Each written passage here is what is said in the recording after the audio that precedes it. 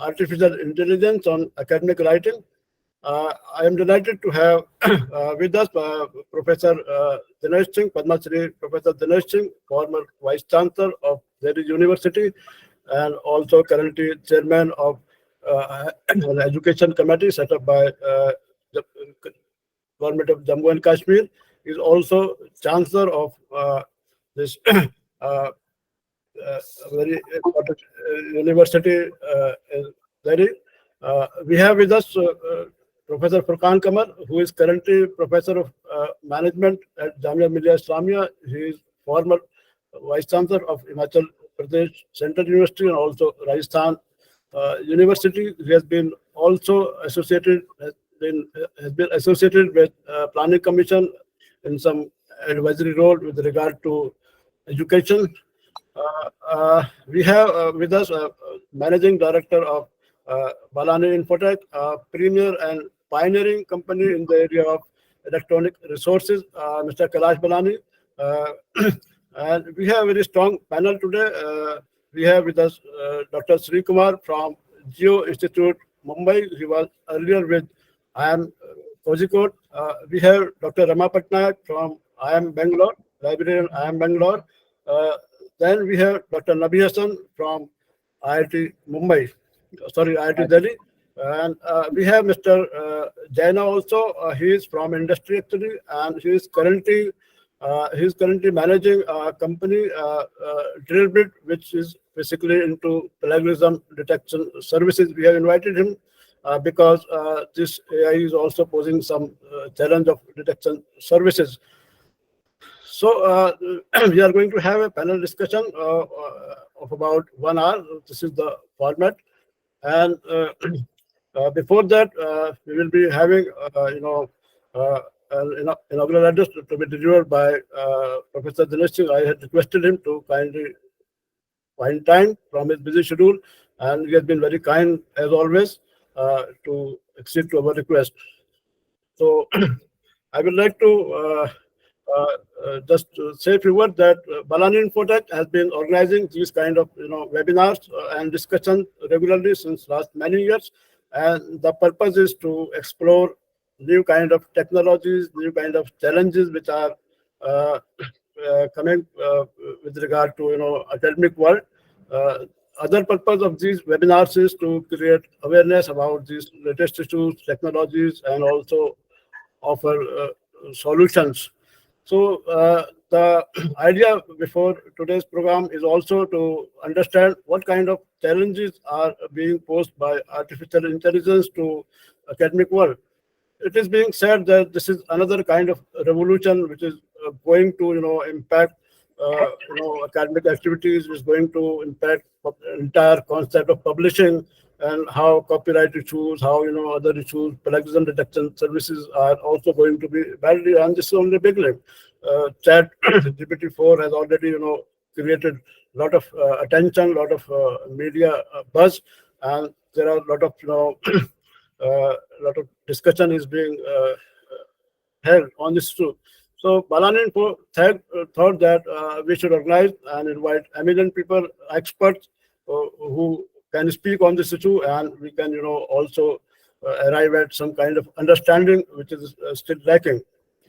So I am again thankful to everyone, and on behalf of Balani Infotech, will like to now request Mr. Kailash Balani to kindly address and give a welcome address and start the proceeding. Mr. Kailash Balani. Thank you, Dr. Tariq Ashraf, for introducing various panelists and speakers for today's webinar, which is very important subject, impact of AI tools in academic writing.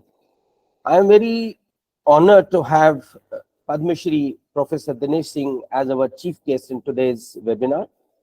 He is currently Vice Chairman, Jammu and Kashmir Higher Education Council, Chancellor at K.R. Mangalam University, and former Vice Chancellor at Delhi University. He is, of course, very well known in the academic fraternity and for his academic excellence, and also known for his administrative capacities and abilities, and the way DU was functioning under him. And as we just heard that even in 2008, he had the vision to even provide, Apple computers, and that too in large numbers. So thank you, Professor Dinesh Singh, for joining us as a chief guest, and it's a warm welcome to you. And we look forward to hearing your expert comments on this important subjects. Thank you. Thank you, sir. I'm also very happy to have Professor Furqan Qamar, who's a former Vice Chancellor, University of Rajasthan and the Central University of Himachal Pradesh. And currently, as Dr. Tariq Ashraf mentioned, that he's at the Faculty of Management Studies, Jamia Millia Islamia. So it is an honor for us to have such a luminary on our panel today. And I have, I quite often read his articles which appear in newspaper, especially in, I think, Indian Express, and very enlightening articles. So thank you for sparing your time and for joining us this morning. Also welcome Dr. M.G. Sri Kumar, Director, Libraries at Geo Institute, and formerly librarian at IIM Kozhikode. I have known Professor M.G. Sri Kumar for many years, and we have worked together in developing the libraries and also to enhance libraries at various universities. And even during COVID, Dr. Sri Kumar was very instrumental in forming an association to help COVID patients with financial help, and he was very instrumental in getting a lot of requesting publishers, and we were very happy to associate with him in the good cause of helping librarians during COVID who suffered a lot during that time. So welcome, Professor Sri Kumar, and it's an honor to have you with us today. We have Dr. K. Rama Patnaik. Warm welcome. I have known her for over 20 years. The first time I met her, I was kind of surprised that how bold she was in taking a decision when she was at Nalsar. I hope you remember, Ramaji, and it was very encouraging that yes, librarians play such an important role in bringing good resources to their libraries so that the institutions excel in whatever area they are imparting the education on. So I was, and then of course later on she came to IIM Bangalore, and I've been associated with her for many years, and we work together, and she's always available. Whenever I call on her, she's available and gives us advice. So I'm sure we will listen a lot from her, and thank you very much for joining us this morning. We have Dr. Nabi Hassan, who's a librarian at IIT Delhi. Of course, everybody knows him. He's very widely traveled in India and abroad. I meet him even in foreign countries. He has received many national and international awards. Highly, respected librarian in the field, and he was at Aligarh Muslim University, now at IIT Delhi. Whenever I seek an advice, I call him, and he's always available to help and advise us as a distributors, as resource providers. So I'm always thankful to Dr. Nabi Hassan for supporting this industry. And also, whenever we invite him to be a speaker at any library event or publishers event, he immediately says yes to that. So and it's a lot of learning from him. So welcome, Dr. Nabi Hassan. It's an honor to have you with us today this morning. We have Mr. Jaina Belawadi, who's a young engineer. He's an entrepreneur, and he thought of creating a plagiarism detection software maybe 5-6 years ago, because he found there is a gap, that there is nothing from India which is affordable and equally good to help the universities to fight the plagiarism menace. So over the years, he has developed this concept. And as I mentioned that AICT has approved Drillbit as a good resource to be used at universities and AICT institutions. And today he's being awarded a certificate at Pragati Maidan. So congratulations, Jaina. And I'm sure because he's into technology, he has a lot of insight into AI, because even as a plagiarism detection tool, they have to counter various artificial intelligence technologies to overcome that and to give answers to that technology, how it can be used in academic writing. So welcome, Jayana, for joining us this morning.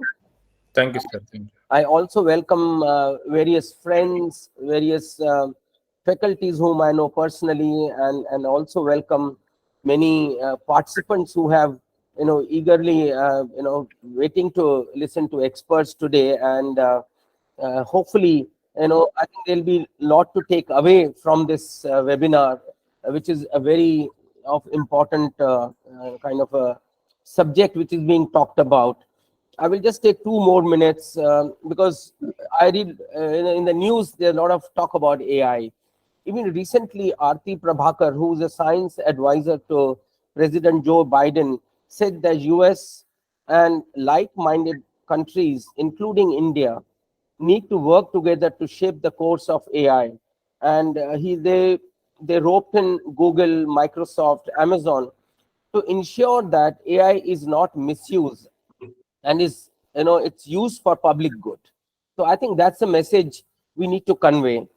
Various countries, governments are looking at developing new legislation to deal with AI, because it can be a nuisance, it can be a positive thing also. There are people who misuse this technology. So I think governments are also thinking at bringing out new legislation and how it should be used for good. For example, China has already published interim rules to AI generated tools, and which will be effective from 15th of August. So countries are really working on it to really overcome any misuse of this technology. Also, AI generated content, including text, audio, video, images, may be watermarked in future, so that anytime I'm using Chat GPT or any AI machine to give me results, that content will be watermarked so that it is distinguishable between my research and what I have got from the AI tools. So I think that's a key thing to distinguish what is AI generated content and what is your own content. Even recently, Chief Justice of India cautioned against the technology and AI misuse. So there is a lot going on in this country to really safeguard the use of AI. Even Telecom Regulatory Authority of India has recommended India government and other countries to form global body on AI regulation to overcome deepfake technologies, and how it can reduce the cybercrime, which happens every 10 minutes in India. Frequency may even go up because we have more AI tools. It can happen every minute that somebody is cheated by fake deep technologies. So to understand and learn more about AI and its harm and benefits, we decided to conduct this webinar on AI, and I'm happy that we have experts today who will throw light on this subject, and there'll be a lot to take away, which will benefit students, researchers, faculties who have joined us in hundreds to listen, to the peers. I think ultimately it is human mind and the intellect which is supreme, and not AI, which is created by the human mind and the intellect. So with these words, I close, and again, happy to welcome you all to this webinar, and I look forward to listening to all the panelists and all the distinguished chief guest from his point of view, who's holding such a senior position, and how his thoughts can guide academic writing, which is very of importance in India. So thank you very much, and over to Dr. Tariq Ashraf. Thank you very much. Thank you for joining us. Thank you. Thank you, Balani sir, for delivering a welcome address and giving you your a very useful insight into this AI issues. And I believe this is going to be a very serious challenge for all kinds of issues which touch human life. And today's webinar is a wonderful opportunity for all of us to understand with more clarity. Of course, we have been reading these various kind of concerns and other issues being raised in different platforms. So thank you very much, sir, for giving this background and giving your welcome address also. So now I will be requesting Professor Furqan Kamar to kindly take over the proceedings, and he will be inviting first to our honorable guest today, Padma Shri Professor Dinesh Singh. As already been told that Professor Furqan Kamar has been holding a very, very senior position. He has been vice chancellors of Central University, also been associated with the Planning Commission in advisory role on educational issues. Currently, he is managing. He is also, a professor at Faculty of Management Studies, a prestigious Jamia Millia Islamia. What is more, worth mentioning is that during last 2 years, she has been regularly contributing, columns to various newspapers which are appearing almost, every week, and she has been discussing several important issues, how research should be conducted, how funding should be available to universities.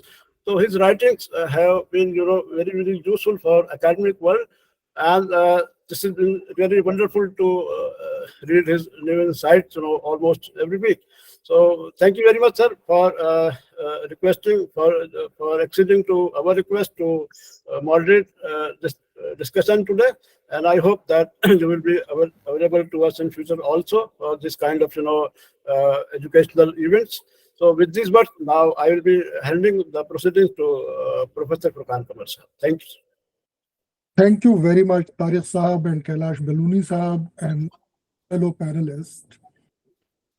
Thank you very much for asking me to moderate this panel discussion, and also according me the privilege of introducing the chief guest and the president of today's panel discussion, Professor Dinesh Singh ji. I think Tariq Saab and Kailash Balani Saab had done my job quite easy, because they have introduced Dr. Dinesh Singh in more appropriate words than perhaps I could have found out. As has already been mentioned, Dr. Dinesh Singh's official position has already been mentioned. He being Vice Chancellor of Delhi University, and not only the Vice Chancellor, but he was the Vice Chancellor with a difference. One example was given in terms of the technology and going beyond the kind of computer system that universities have, and going to Apple, opening another way. He has also been Vice Chancellor with a difference, because he had many innovative and new ideas, like these 4 years undergraduate education, which was initiated by him in Delhi University, and then it went through various kind of waves, and then finally we are settled that, okay, that will be implemented throughout the country. He has been mentoring many institutions after completing his term as Vice Chancellor, and before that, of course, he was Director of the South Campus, which is not less than Pro-Vice Chancellor of the University of Delhi. He is Chancellor of K.R. Mangalam University, as mentioned, and now providing guidance to higher education in Jammu and Kashmir as Vice Chairman of the Jammu and Kashmir Education Council. Educated and trained for his PhD from the Imperial College of Science, Dr. Dinesh Singh is known world over as a mathematician, and not only as a researcher in mathematics, but also as a mathematic educator. Quite a large number of people you will find in mathematics profession or across industry who in fact happen to learn from his lectures that he delivered on INSEC 1B kind of forums at that time. And you could see the clarity of ideas and the concept that he has. And I'll congratulate you, Balani Saab and Tariq Saab, for choosing him to give the inaugural address, because whatever little I have read about artificial intelligence, what I find is that now the mathematicians are being called in to decide whether artificial intelligence actually has some intelligence or not.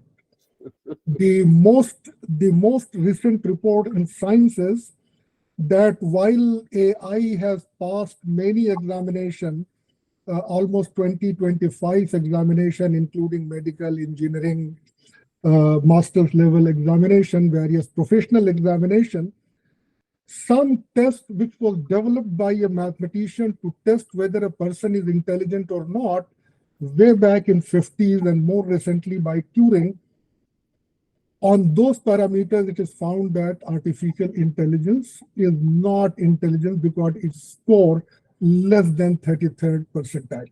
So I think we need a mathematician to clarify on these issues and to enlighten us on this subject. On a personal note, I think all of the people present here know Dr. Dinesh Singh, have met him in person.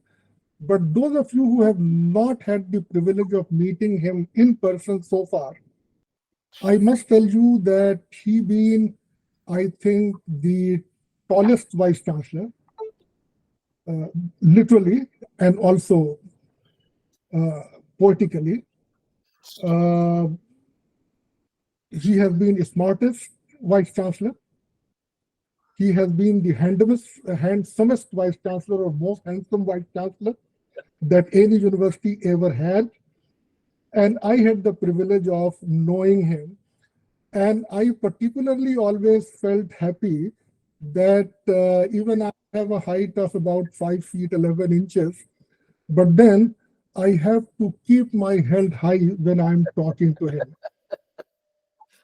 So, and he doesn't mind me doing that. So thank you very much. I'm particularly privileged to introduce him. And with this, I invite you, Professor Dinesh Singh Saab, to enlighten us on this theme, impact of AI tools on academic writing, in this BigInfo webinar, which is being sponsored by Kailash Balani Saab, and wherein we all have been roped in by Tariq Ashraf Saab.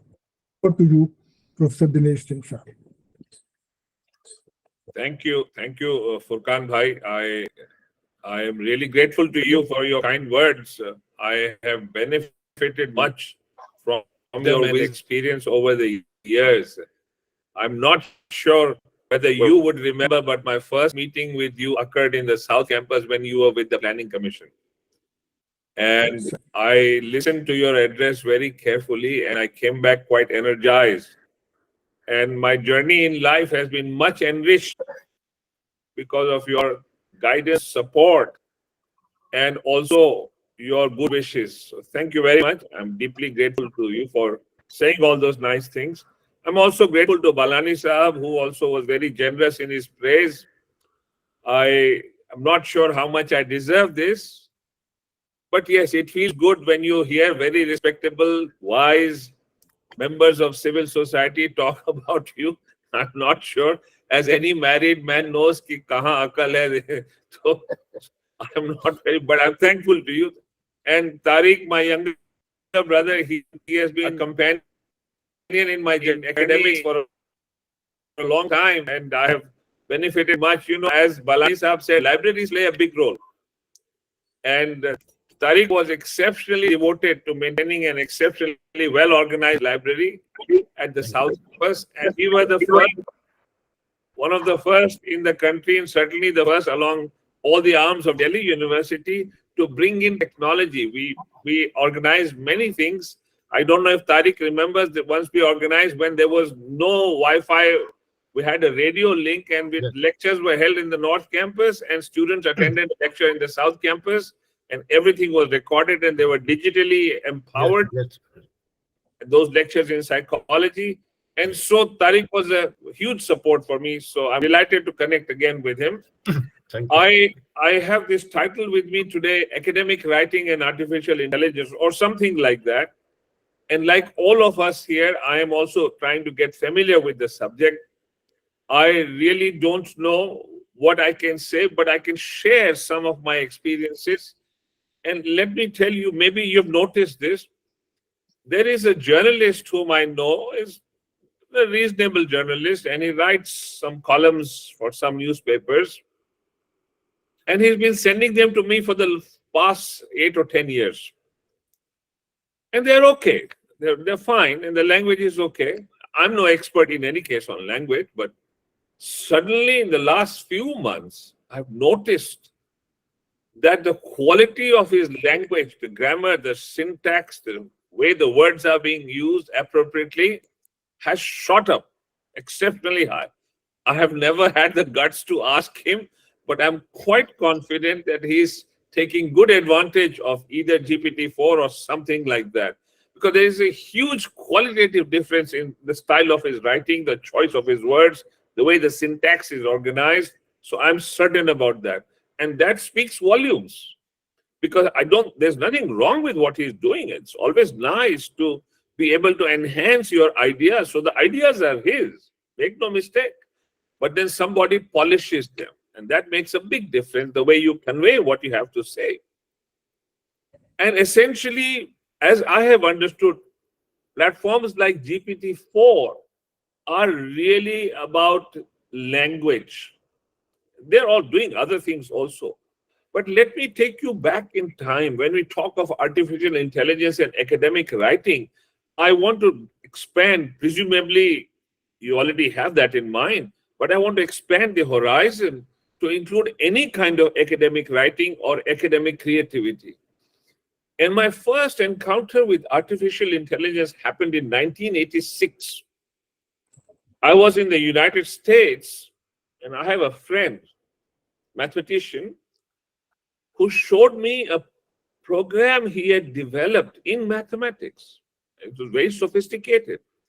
And it was generating conjectures in mathematics. You know, as many great mathematicians have said, if you formulate your problem well, that's half the research. So if you have a vague idea of what the problem deals with, but if you can formulate it well, then you're already half there. And this software, it was called Graffiti.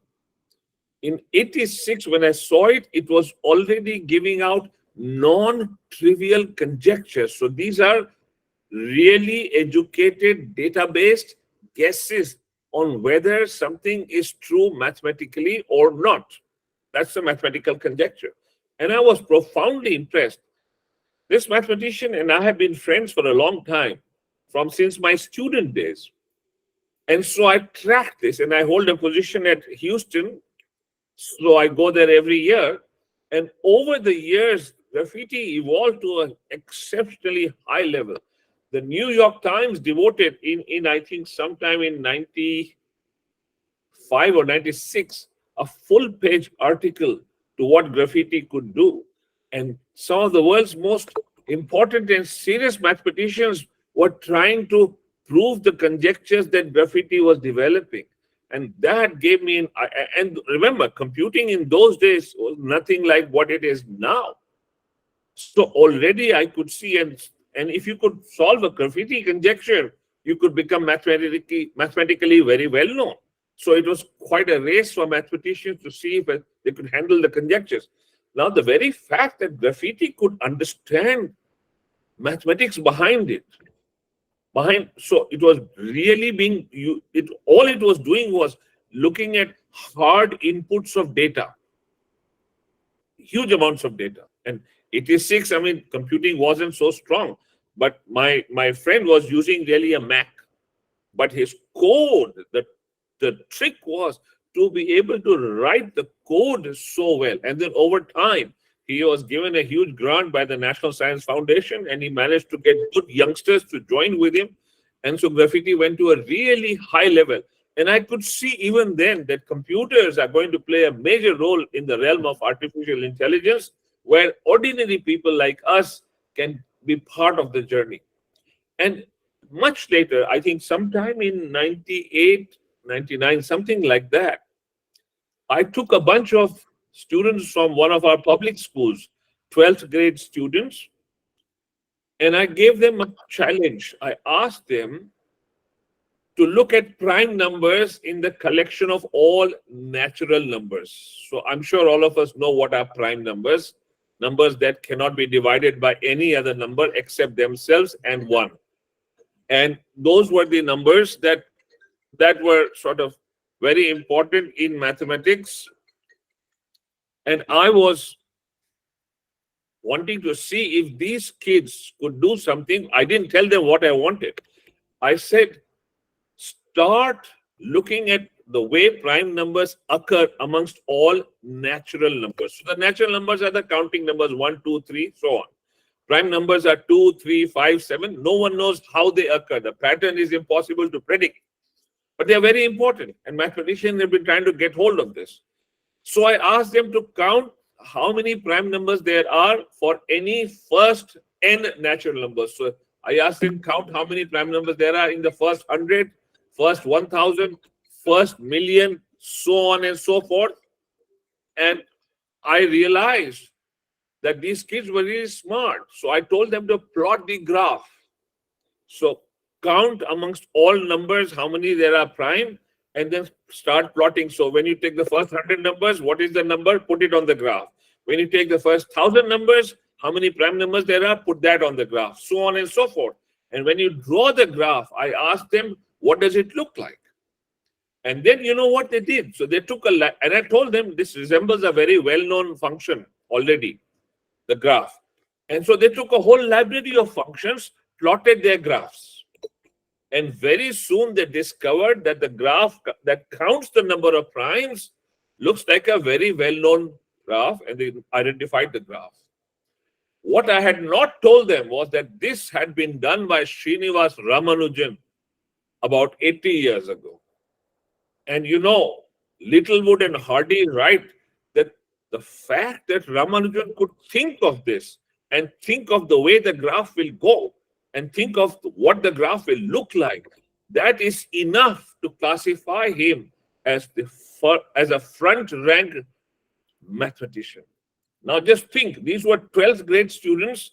None of them were distinguished in the level at the level that Ramanujan was, but they took advantage of good code. What did the code do? It used simple artificial intelligence. It just started accumulating data on how many prime numbers there are in the collection of all natural numbers up to any size. And when you have large amounts of big data, then you can see through a machine things that we as humans ordinarily cannot. That's what those kids did. And those are also signs of artificial intelligence. So, I mean, one could see that the days ahead are going to stimulate us, challenge us, even frighten us. And I can see now when GPT-4 was launched, that it created a huge amount. I mean, we started with ChatGPT, and there was a huge amount of interest and excitement, and even a lot of worry. I remember a professor at my university, University of Delhi, from the social science, he called me up, and he said, it looks like we are all going to be redundant. He was genuinely worried. And I had to tell him that these are just tools that we should use to our advantage, that there's no way, at least not in the discernible future, that I can see how machines will take over. And I'll try and explain what I mean by that. But of course, GPT-4 does many things. Essentially, as I said, it really deals with language, but there are other things also it's begun to do very well.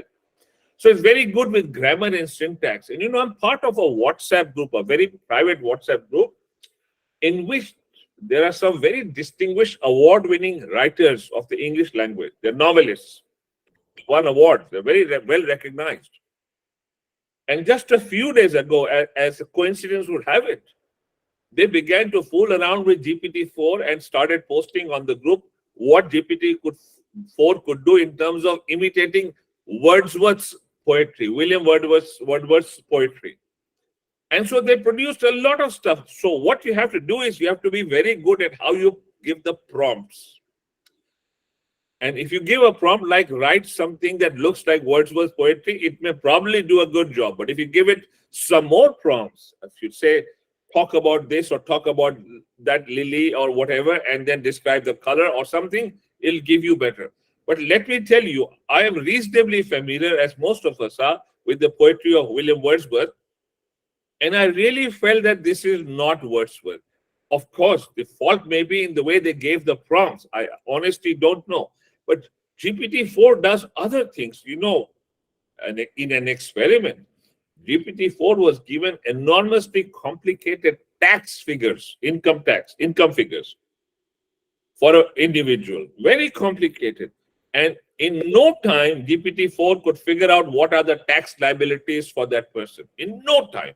So that is something amazing. So it could make logical deductions and logical connections and draw those inferences in a way that would make sense. So it does many things. It can do many, many things. And I am aware of this. I was astounded, you know, when ChatGPT was launched, I began to play around with it. So I asked it simple questions and it flopped. So I asked, who gave Mahatma Gandhi the title Father of the Nation? And he said, well, after he died, and gave me a long reasoned answer. After he died, people just started calling him Father of the Nation. So I asked this question again in a slightly roundabout way. Same answer. 3 times it gave me the same answer. Then I asked, did Subhash Bose have anything to do with the title Father of the Nation for Gandhiji? And in no time came the answer. No time. So it learns very rapidly. It immediately told me Subhash Bose in a radio broadcast in 1944 was the first to address Mahatma Gandhi as Father of the Nation. So you see, 3 times prior to that, in spite of my prompting, it was making mistakes. But when I gave it the prompt to Subhash Bose, it immediately, in no time, gave me the correct answer. So it learns very rapidly, and more importantly, depends on what prompt you give it. So it's like when you're sitting for an exam and then you're not able to solve it, then you ask the teacher, give me a clue, give me a hint. It's something like that. It does those things.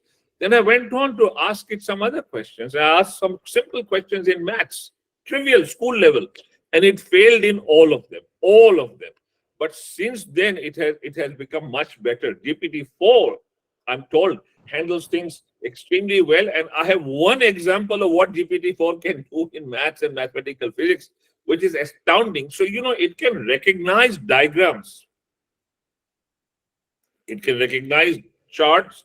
It can recognize the logic embedded in a diagram. It can recognize the language. It can recognize the technical aspects.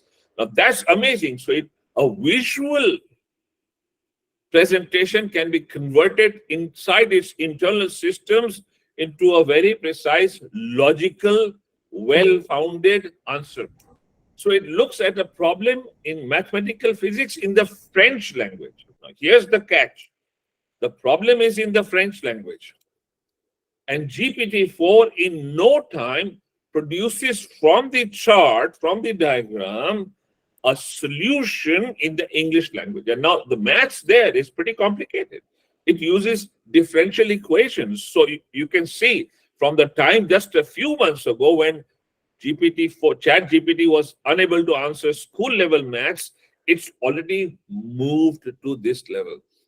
Once again, let me also caution that this is a problem whose solution is more or less known.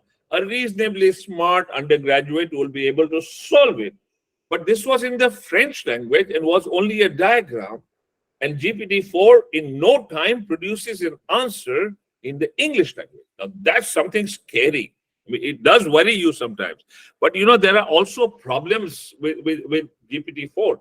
It hallucinates. So it suddenly, you know, I'm sure you know what happens when people are under the influence of opium, they start hallucinating.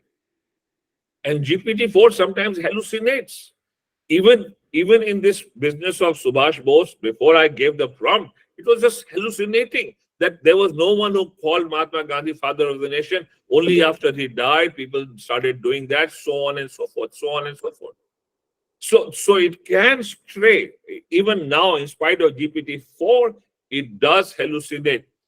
But you know, its ability, GPT-4's ability in an instant in time, so less than a second, GPT-4 can process 32,000 tokens. Just think about this. A token is essentially 3/4 of a word.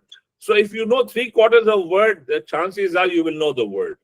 And if your code is really good, then you'll know the word with almost 100% accuracy. And GPT-4 can actually deal and transcribe and process 32,000 tokens in an instant. That is the power. So it does, when I say process, it does that intelligently. It does that very intelligently, makes sense out of them, stores them in the right places so that it can use them. Also, I have now seen there are all kinds of other related softwares that have come about. There are many, dozens of them actually, but some of the top ones do nice things. So they rely on GPT-4 and they improve your academic writing. So a lot of people tend to get carried away by what they're writing. And I know very recently, a major mathematical problem apparently has been solved by a very well-known mathematician. The only problem is the mathematician is in his 80s. And the way he has written the solution, I haven't come across, I've been talking to many mathematicians across the globe. I haven't come across anyone who can tell me I can understand what he's writing. It's so complicated. Of course, there is much mathematical syntax there. So I'm not sure how much GPT-4 will be able to do. But when you write introductions which are in general language, even in mathematics or otherwise, then GPT-4 can take that, simplify it, and then make it better and give it to you, and you can claim it as your own. That isn't plagiarism because the ideas are yours. All GPT-4 does is it rearranges, it simplifies, uses words that are easier to understand, but say the same things that you want to say. And that makes a huge difference. So it's really good at that. And people are using it to great advantage. But my thing is, honestly, and I'm not claiming that I have any great hold or, competency in the choice of words in any language. But what little I have understood, I have read some great mathematicians, forget other people, forget Shakespeare. Incidentally, the one thing I like about GPT-4 is that it simplifies and uses simpler words. If you look at Shakespeare's vocabulary, it was very limited. He did not use flowery words. He did not use complicated words. In Hindi, there is a saying, Saralta mein prabhuta hai. There is divinity in simplicity. You will find that in Shakespeare. You will find that in Tulsidas. You will find that in Ghalib. Ghalib first started by writing in Persian. But then finally he understood. And so then he began to write in Urdu. And then it brought it down to the level of people who could appreciate and understand the greater simplicity than what it was in his Persian writing. In exactly the same way, the reason why Tulsidas became so unpopular with the Brahmins of Banaras was because he decided not to write in the Sanskrit language. He wrote in the common man's language using simple words. I mean, just look at the way people like Ghalib Sahab or Tulsidas, Goswami Tulsidas or others compose their poems. And then you realize that, these things are fairly simple, to the point, and they penetrate the heart immediately. GPT-4, to a large extent, at least with prose, has begun to do that. When my friends, and these are very distinguished novelists, when they were playing around with GPT-4 and Wordsworth, I didn't think that it had reached the quality that Wordsworth poetry has, but maybe they were not using the right prompts, so I can't say. Of course, it also does amazing things. GPT-4 actually could rearrange how structures dealing with DNA and DNA molecules are arranged and has allowed great progress to be made in drug discovery. That is a significant achievement. And the sooner academics and university systems put that into the curriculum right at the first year undergraduate level and not worry so much that we don't know, leave it to the students, become a mentor, help them move ahead, and they will be able to do many things on their own that we may find difficult. Let us admit to them that you may be better I gave up trying to code anything long ago. No matter how much I learned coding, I would find that the youngsters, particularly, they would work in groups of 3, 4, would be miles ahead of me. And I said, why do I waste my time? These guys will always be better. I just give them the challenge of the code, and I work with the mathematical ideas. In between the two, great collaboration has emerged. So let us, as academics, as intellectuals, allow the youngsters through the curriculum, and I'm not talking the syllabus, the curriculum, be more and more familiar with these things. And you will find, because GPT-4 makes very meaningful connections between extremely disparate ideas. So totally disparate ideas which may seemingly not have any connections, GPT-4 manages to bring about connections over there. That is something which I believe could be exceptionally useful, provided we orient our youngsters in the right way. There are many other things that are happening. You know, Salman Khan of the Khan Academy, he is already partnering with GPT-4. And now, this is the other big leap forward that will happen. Believe me, GPT-5 is round the corner. It is not yet public. No one has spoken about it. But in technical circles with whom I'm in touch, there is a huge buzz that GPT-5 is round the corner. And do you know what it will do? It is going to personalize learning. So that's what Khan is doing. Salman Khan, with GPT-4, in maths learning, he is personalizing the learning using artificial intelligence. So each student will be able to get learning in a personalized way, depending on what he likes, what he understands, where he wants to go. Do you see the power happening there? That is also academic writing. And we need to be very careful about that. It is doing remarkable things. But you know, there is also a realm of artificial intelligence which has not reached public eye yet. In 2019, Google made an announcement. They have a deep machine learning program which is outside of this artificial intelligence GPT-4, where they announced that they had developed artificial intelligence for mathematics, where that program, the whole platform, hardware and software, could actually prove 1,200 known mathematical theorems. So all it was given was the statement of the theorem. And that platform could prove 1,200 of those theorems. So these were known theorems. So yes, you could say, okay, so there's nothing new. It knows this is the truth, and then it starts looking on ways on how to do it. Believe me, some of the best ideas in mathematics have developed along these lines, and let me tell you how. So when Ramanujan made that discovery that I told you about a while ago, that was complicated. The proof was enormously complicated. Over time, with the same truth, known as a truth, has received much simpler ways of proving things. That excites youngsters because they're able to quickly get to the heart of the matter and find other connections. So even when you can prove a known theorem in your own way, it makes a huge impact in mathematics. But more importantly, even as you and I speak, mathematicians at the University of Oxford, Google's own artificial intelligence team, and people in Australia, I think at Sydney University, have together managed to get the same platform to discover and prove new mathematical theorems. Now look, if an artificial intelligence platform can discover and prove new, fairly important mathematical theorems, then we all need to sit up and take notice. I really don't know where this will take us, and I am no expert. I'm trying to grapple with all its ramifications, and maybe this will be a huge help for us. When computers were coming into India, I remember this way back when railways introduced computerized reservation. There were many in my university who were opposing the idea, saying this will lead to joblessness, this will lead to this or that. It hasn't happened. When calculators and then computers have been used for making calculations, the way Ramanujan used to do in his head, and maybe even beyond, in the beginning, people said, people's minds will become lazy, they won't be sharp. Mathematics has benefited, physics has benefited. Even molecular biology has benefited with those kinds of computations.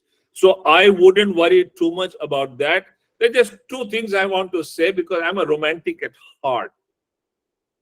You know, much as I've seen and played around with all these things, I still don't think that GPT-4 or even GPT-5 can reach the depths of the way Einstein was led to depths of thinking and knowledge that allowed him to discover general relativity theorems with gravitation, his general relativity. It was amazing. Even Einstein could not explain properly what led him to general relativity. Even he could not explain.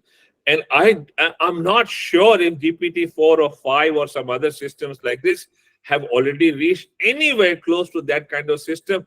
Or for instance, you know, I wonder, will it produce something, you know, Faiz Sahab ki badi well known hai ye, kalam unka, गुलों में रंग भरे बादे नौ बहार चले चले भी आओ के गुलशन का कारोबार चलो. Just think about this. Somehow मेरा दिल नहीं मानता है कि GPT-4 इस तरह की पोएट्री लिख पाएगा, या तुलसीदास के जो शब्द थे, धर्म हे तू अवतर हो गोसाई मानहु मोही ब्याद की नाही. Just look at the way Bali asks Ram, why did you kill me like an ordinary hunter? You're supposed to have taken avatar for the benefit of mankind and to establish truth. Why did you do that? But in such simple language. I don't know. Look at the feeling, the sharpness of the dialogue, the way it is being presented, both in what Faiz Saab says or even Prasad, you know. ले चल मुझे भुलावा देकर मेरे नाविक धीरे धीरे जिस निर्जन में सागर लहरी अंबर के कानों में गहरी निश्चल प्रेम कथा कहती हो ले चल मुझे बुलावा देकर मेरे नाविक धीरे धीरे. I am somehow in this, as I said, I don't know if they will reach that stage yet. And let me just end with a true joke. So, you know, I collaborate with mathematicians abroad and we send our mathematical ideas through Gmail for a long time.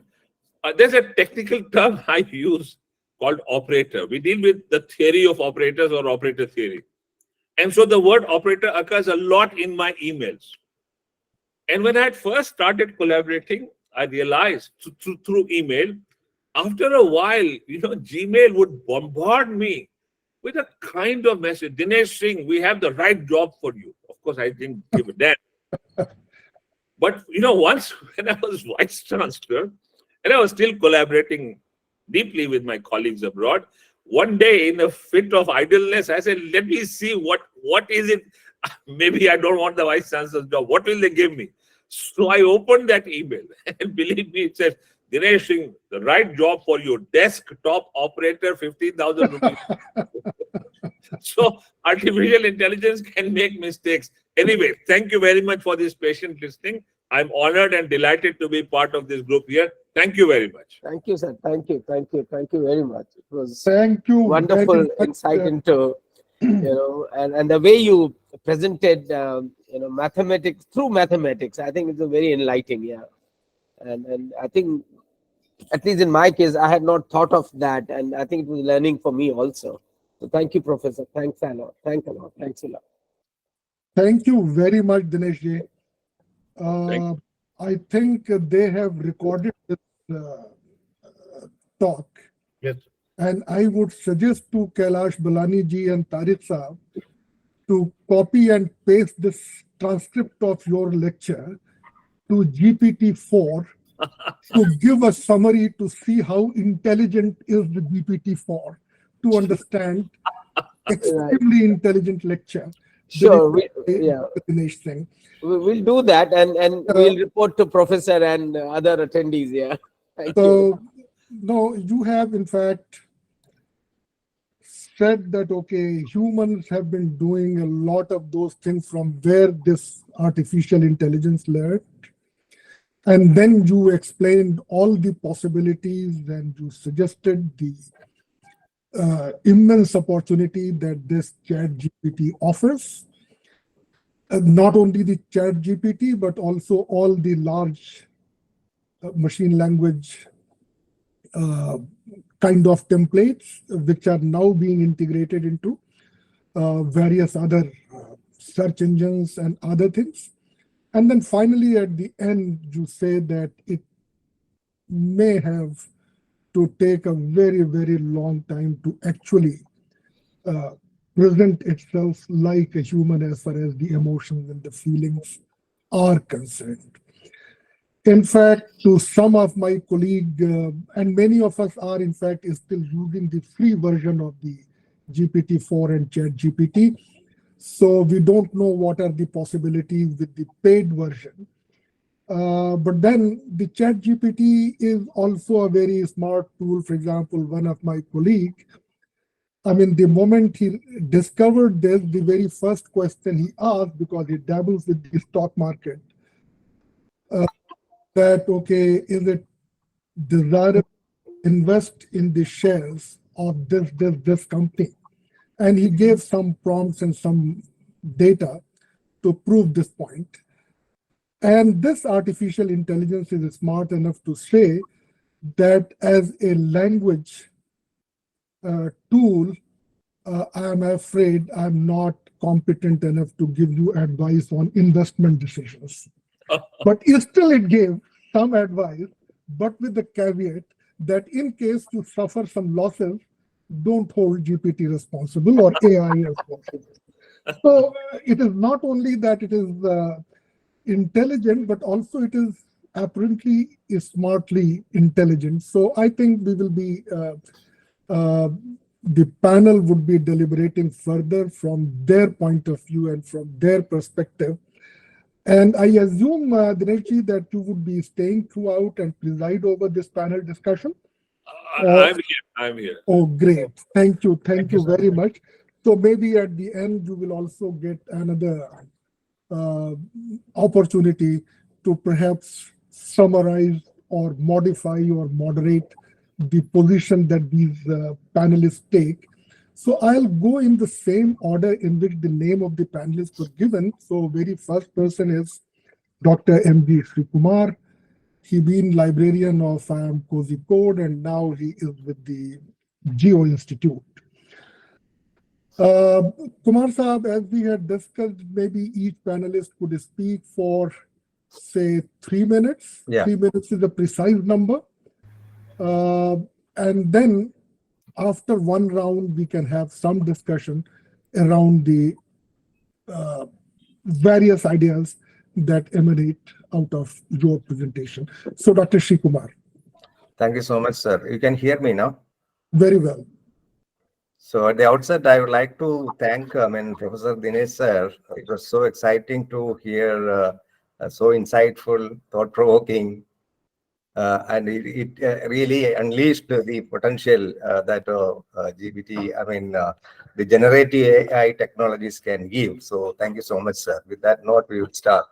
So as Geo Institute, which I am representing, is a greenfield institution, and the policies with respect to the conduct of research, the ethical issues, publishing norms, etc., are still evolving.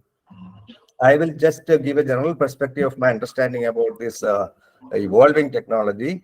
And my colleagues, Dr. Rama, Dr. Nabi, and Sri Jaina will give their own views also. So I think it will be a good idea because we are just started only. So keeping pace with the advancements in technologies, whatever these technologies are actually now converging and coming together for the benefit of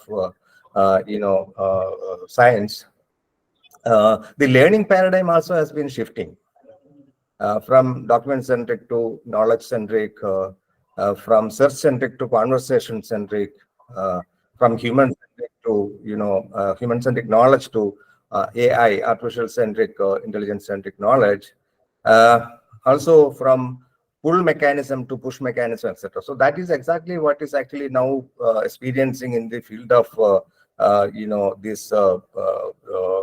whole field of domain of knowledge. And the key, and also that these technologies have a tremendous influence, and it is evident in the entire domain of research, which include research processes and then the academic writing and also the publishing industry. So the use of AI, in academic writing can be broadly divided. into this those technologies which assist others writing, as well as those which are used to evaluate and assess the quality and validity of the work. So we know that natural language processing tools are there to, I mean, they are generating human-like languages, as Professor Dinesh sir was mentioning, and they can assist others in writing and preparing manuscripts. There can be a lot of arguments, there can be a lot of debate on this. They are being accepted, they are being used, and there are numerous observations. Where is it going? Where is it heading, etc. So that will keep on, happening. But at the same time, I think this will continue to be embraced by the society at large, or the others at large. And then the kind of plagiarism detection softwares or similarity checking softwares and automated peer review platforms, etc., are assisting the reviewers and editors in evaluating the quality of the manuscripts. And then these platforms are also, they can quickly and objectively evaluate larger numbers of manuscripts, which ends up in productivity and efficiency in the publishing industry. So undoubtedly, we need to embrace these technologies. Needless to say, there should be checks and balances in this whole activities. The most important thing, the questions that we need to ponder at this juncture, especially what we have heard from Dinesh sir and also Kamal sir, what are the challenges and the opportunities AI brings to scholarly writing and publishing? That is the number one question I think we need to seek from this panelist. And then how do we proactively address and accommodate this phenomenon? And what more can we expect?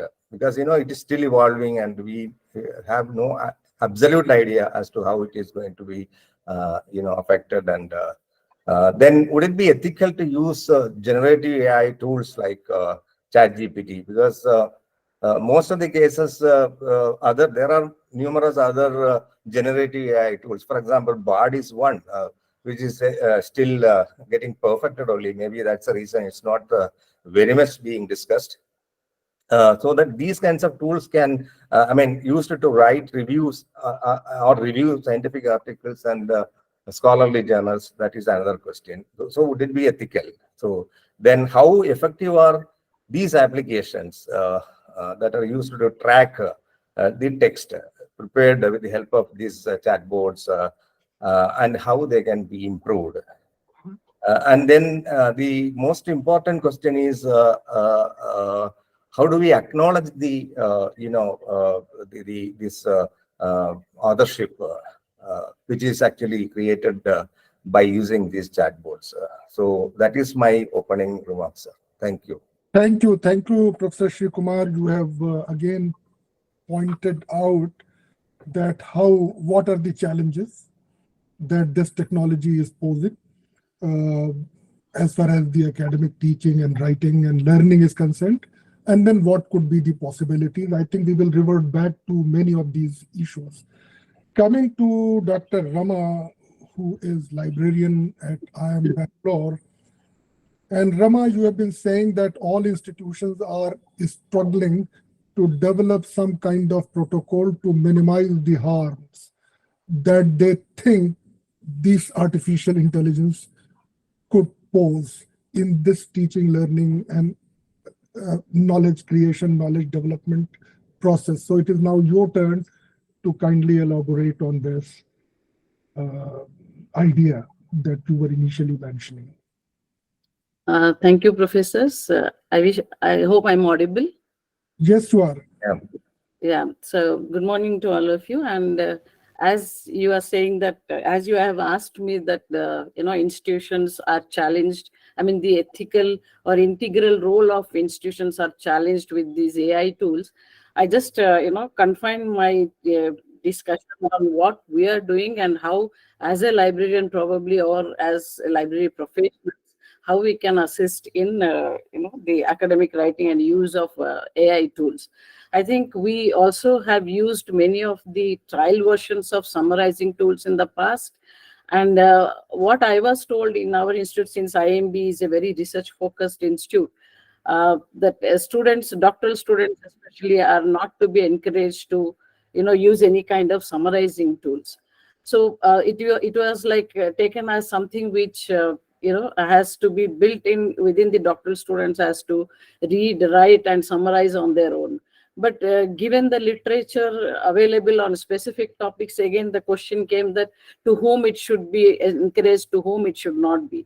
So when this was launched, the ChatGPT was launched, I think we, at our Dean programs level, we came up with a policy that absolute abstinence to discourage the use will not help anyway, even whether we like it or not, whether we have we have plenty of resources in library, but still students and faculty, the first point of discovering a resource would always be Google or Google Scholar or Wikipedia.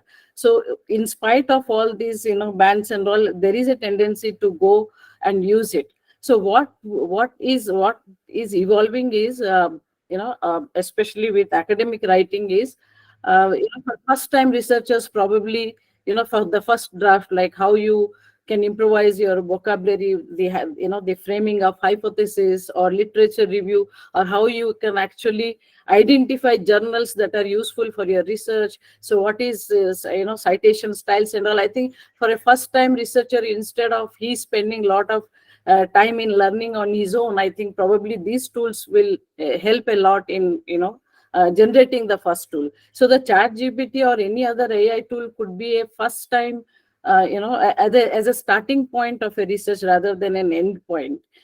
And having said that, I think when we talk about ethics, I think the ethics and the plagiarism and all are so discipline specific. For instance, if you take humanities and social sciences, I think every institute should have an ethical board, as far as what are the various milestones in research process can be judged as ethical from the ethical perspective. I think I also came across a lot of articles in Nature. I think one author has submitted an article in Nature where he has mentioned ChatGPT as a co-author of the particular article. So there were 4 such instances where the editorial board received such kind of papers where they identify that, okay, this text is generated by AI. I didn't have time, and then he's a collaborator in terms of processing the language text, especially with the reviews of literature. So the potential use of of ChatGPT or maybe artificial intelligence in disciplines which, as Professor Dinesh Kumar was saying about mathematical modeling or processing large texts of that we also use text and data mining a tool for doing research. So for a human, are we not using CAGDAS softwares to know the patterns of text and data mining abilities? So I think for the text and data mining abilities, for huge quantitative data or even the qualitative data that is collected through interviews or any other means like audio recording and all, the pattern can be identified easily by AI. So I think the ethical use of AI, if it is declared in a research, I think it will not pose any challenge. Probably as more and more tools evolve, we will get to know. I know I have also used many of these AI tools. I just wrote a query and I said, create a PPT on what services IMB library provides. It went to IMB library website and created some 11 slides on what we give. But it also gave that this information may not be completely correct. You have to go beyond the library website or whatever presentation that has been created. So when we talk about the ethical perspective of research, I think integration of these tools is encouraged to know the difference in results, especially when we use ChatGPT, what results we are getting, and when we are using our own critical thinking and our ability to summarize or grasp the content from research articles. Compare these and see where you are. I think once we do it in a proctored environment where we don't give assistance of any tools, and then when we remove and allow the students encouragely to use AI and see the difference, and then they can themselves ascertain that the potential dangers or benefits of using the AI tools. So at our place, we have not completely banned, but we have asked, I think, the students to encourage, disclose whichever text is actually generated by ChatGPT. But for doctoral students, it is still a no-no, and any kind of AI tools in the first years of research is still discouraged.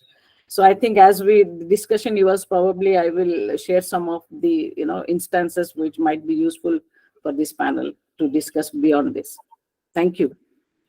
Thank you, Dr. Rama. I think there were large number of publications with ChatGPT as co-author, and many journals accepted them. But then they came up with guidelines, and some of the prominent book publishers that, okay, you could use these generative machine learning languages, but you could not give them the authorship. So now they are gradually encouraging or prompting people to embrace this technology in your writing. But I think this is one part that, okay, people are using this technology to improve their language, as Dr. Dinesh Singh also pointed out with the examples of his journalist colleague. But then there are also a lot of computational work being done through this technology. So like asking it to develop codes, like asking it to develop a predictive model by giving them the data. And if somebody had done analysis and prediction based on model developed by this artificial intelligence, I think it deserves to get an authorship going by the original protocol of authorships. But anyway, we will come to it later on. Now we come to Dr. Nabi Hassan Saab, and as Kailash Balani just said, a very, very respectable librarian in the country, and not only in the country, but known across the world. Nabi Saab, Dr. Dinesh Singh was speaking, and he said that, okay, by implication, he said that maybe in terms of poetry and emotion, the ChatGPT may still lack. But when it comes to technical writing, perhaps it will outsmart the humans. Now you are presently librarian at IIT Delhi, where most of the people are doing technical writings. So what is your take on this technology? So thank you very much, Professor Furqan Saab. When you was Vice Chancellor in Central University of Himachal Pradesh, I was also in the same district. I was in Himachal Pradesh Agriculture University, Palampur.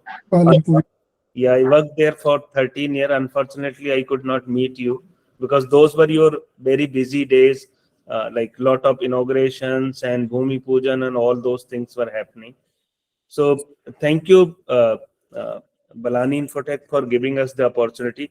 In fact, we have also, like Dr. Rama Patnaik, we have also explored few of the AI tools in IIT Delhi. And when these tools were discontinued as trial, there was a lot of hue and cry from the students. So student making a lot of hue and cry because people think that the students of IITs, older IITs are really good. They are gifted students. We understand they are gifted students. They are coming from different backgrounds, but they are also coming from different reservation channels. So English is our not language. So they are not good in writing English. They may be good in experiment. They may be good in doing research, or maybe they may be great in some of the research areas, but they are not really great in writing English or generating sentences. And that is why IIT Delhi is also subscribing to few of the English correcting tools. So when this service, the experimental services discontinues in IIT Delhi, which was using AI generated content. So many of the students came to us, they met to Dean Academics and other people. And then we were thinking to explore, can we subscribe to any AI generating tool? So one of the very important response sent to me as a librarian from one of the associate dean was like about this AI tool was, there is nothing dubious about the software except that in the hands of the ignorant, the knave, or the malicious, it can be used incorrectly. It is the same story as with a sharp knife. A cook and a killer have different uses for it as a tool. Then those who could use it would use it, and those who wanted to misuse it would anyway misuse it. So I received a couple of calls from the Dean Academic. I discussed with the people in the administration. So the general perception was that if you are going to use these tools as a supporting technology, it could be okay. If these tools are like helping us in the coding, or maybe generating references, or helping us in correcting our English. So if we are fairly using these tools may be good as well. As far as the contribution of these tools is concerned, this GPT-4 was tested on JEE advanced question paper. So it miserably failed. Like out of 100 questions, the GPT-4 was able to answer correctly only 11 questions. So basically, what these large language models are doing, they've been trained on some text, and on the basis of that text, they are generating the answers. They are not Professor Dinesh Singh was saying that these are not that intelligent. They may not be having analytical skills, or they may not be having some sort of thinking process as the humans have. So whatever answer they are giving it to you, the answer is coming from the language on which they have been trained. For example, I asked a question to GPT, what is one nation, one subscription, which is we have been discussing about one nation, one subscription, which is a proposed national consortia by the office of the PSA. And it was not having any answer to this one nation, one subscription. It was completely blank. But of course, if you have explored Bing AI, so I have been using Bing AI for different reasons. So Bing AI is more updated. It can give you answers to a page which Dr. Rama might had updated just last week. So I think that is giving, I requested Bing AI to write a summary of the activities that the IIT Delhi library is performing. Of course, it visited IIT Delhi Central Library. It generated the content, but it has given the references also. So I think these large language models are you cannot blindly believe. I was helping my son who is in class 12 in making some assignment. Okay, so I requested the GPT to create 10 references on education inequalities in India. So those beautiful references were created with all the details you may have in any style, whether it is APA or MLA, but all those 10 references were fake references. They were not going anywhere. So I think these AI generated tools, they are basically should be used judiciously. So as a general feeling in IIT Delhi, the faculty, most of the faculty members are not against using it, but they are against misusing it. So that is why this associate dean of my IIT Delhi said that those who could use it would use it, and those who wanted to misuse it would anyway misuse it. And it depends upon the purpose. It's like a sharp knife. A cook and a killer have different uses for it as a tool. So thank you. These are my opening remarks, but I think we have been discussing a lot about ChatGPT, but there are better tools as well. Like if you explore Bing AI, that will give you more updated information, and it will give you the hyperlink to the information from where it is generating.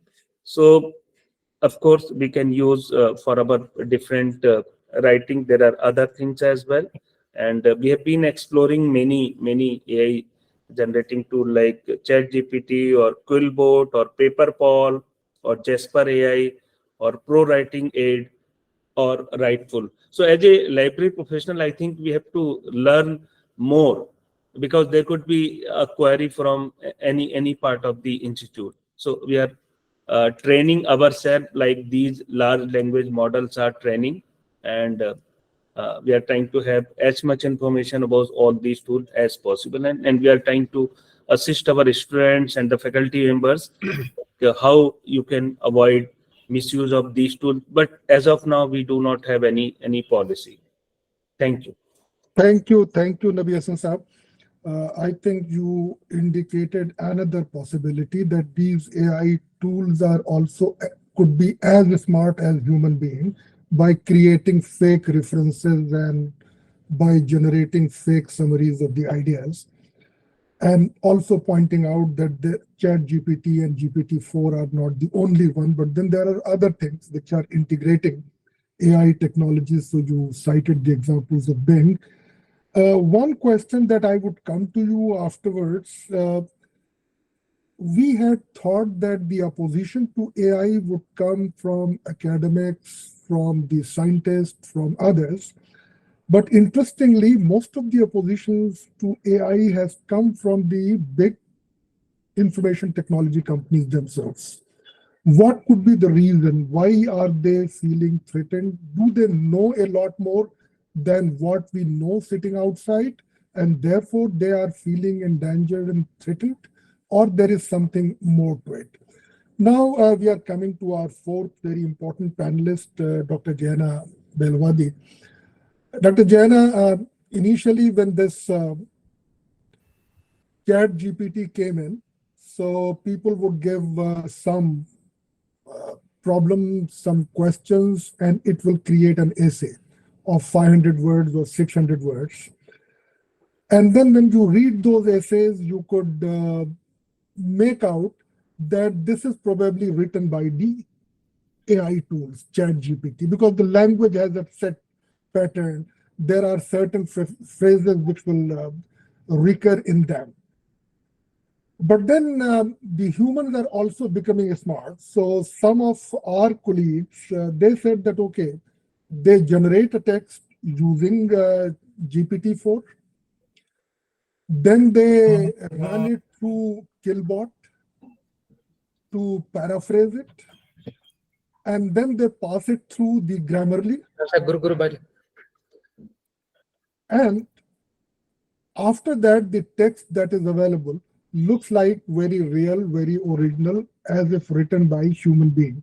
Now you are into the development of anti-plagiarism software. So I think you would like to enlighten us, that is your tool trying to go beyond what other existing tools of detecting plagiarism are available?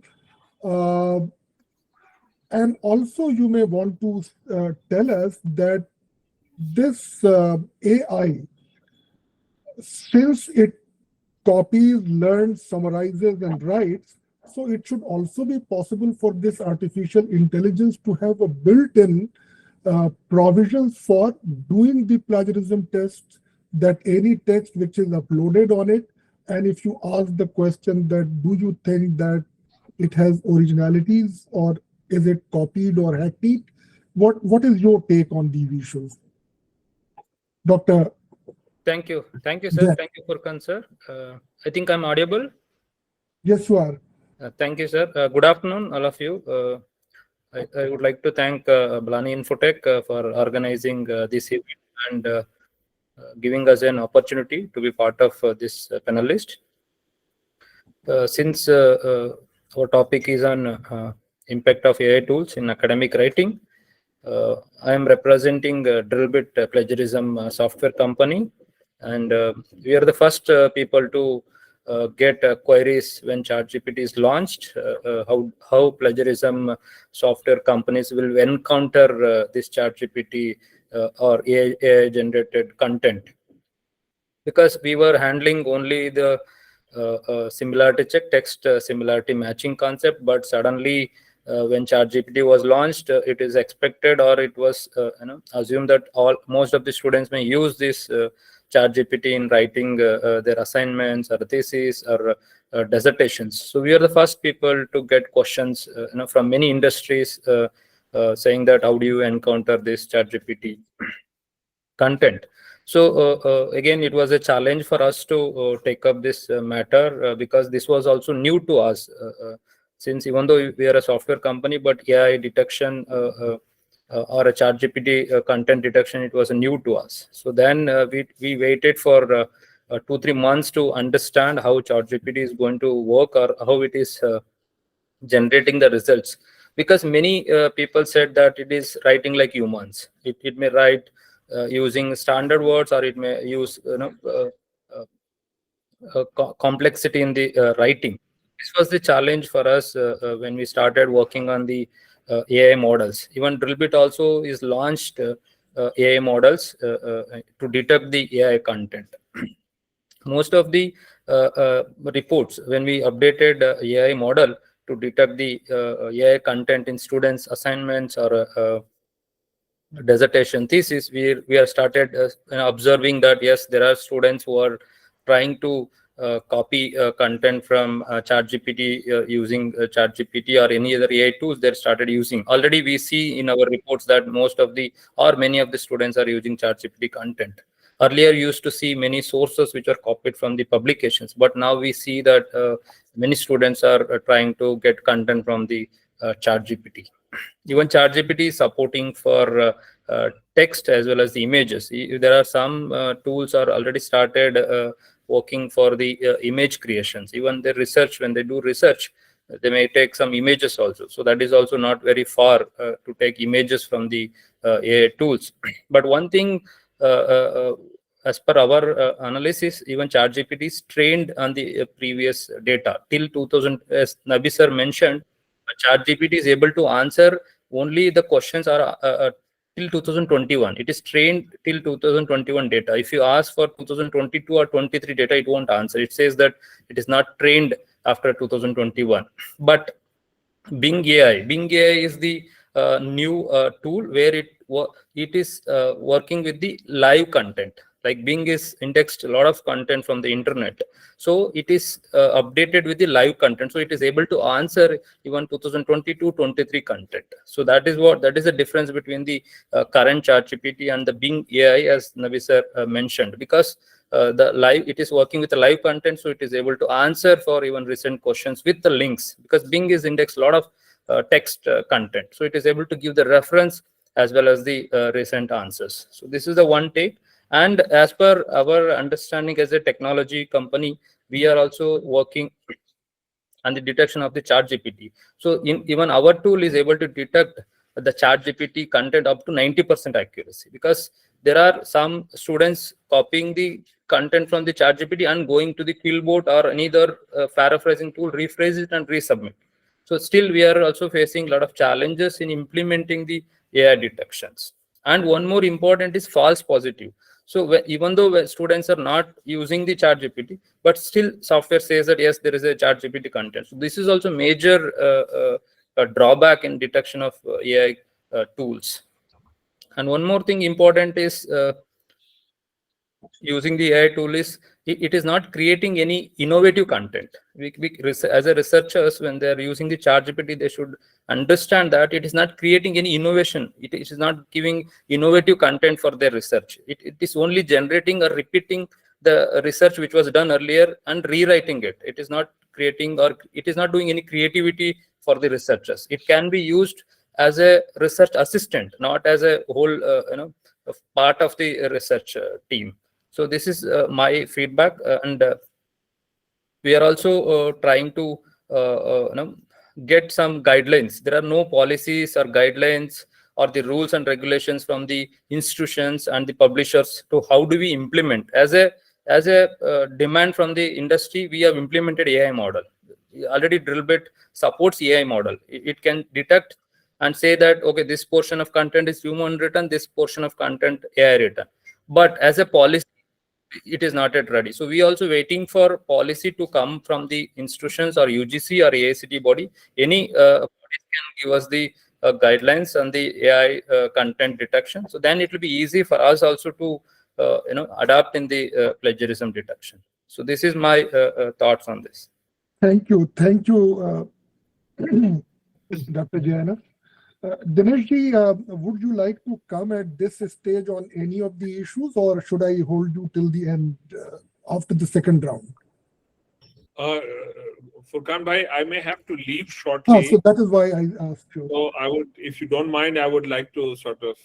So before you say, I just have one question. There is, I think it is becoming increasingly clear that